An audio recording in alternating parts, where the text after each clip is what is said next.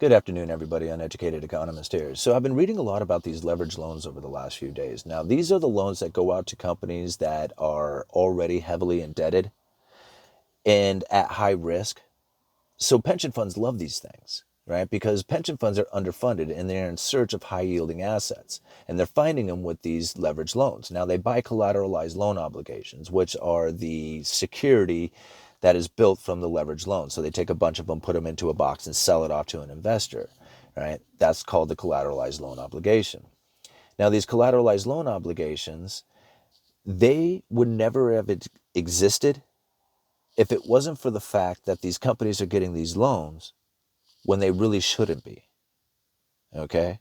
Now, let me explain it like this. Had you taken the rules back a few years ago and the laws that were in place, or I guess the regulations that were in place, that said whether or not this company can continue to go into debt has been relaxed. So these companies are now getting loans that a few years ago they couldn't get. You see what's happening here? They're feeding the zombies. Soon as they get that loan issued, now they got a security that they can put together and sell off.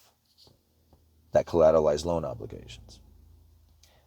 The credit rating agencies are very much involved with this because they're rating those CLOs, those leveraged loans, at a rating that allows the pension funds to continue to buy them, even though they're high risk. You see what's happening here? So this is very much reminiscent of the subprime mortgage, okay?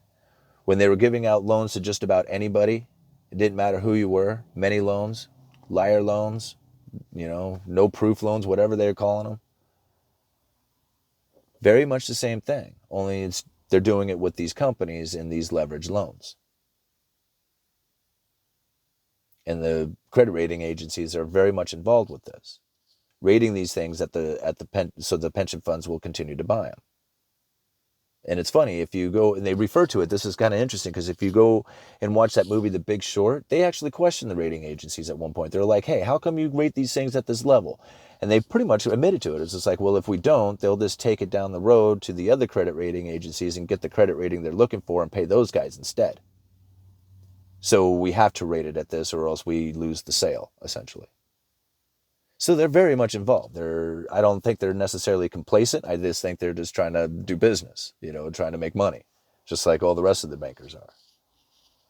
And this is what you see at the end of a credit expansion. See, in the beginning, when they first start giving out the money, only the most qualified people can get it.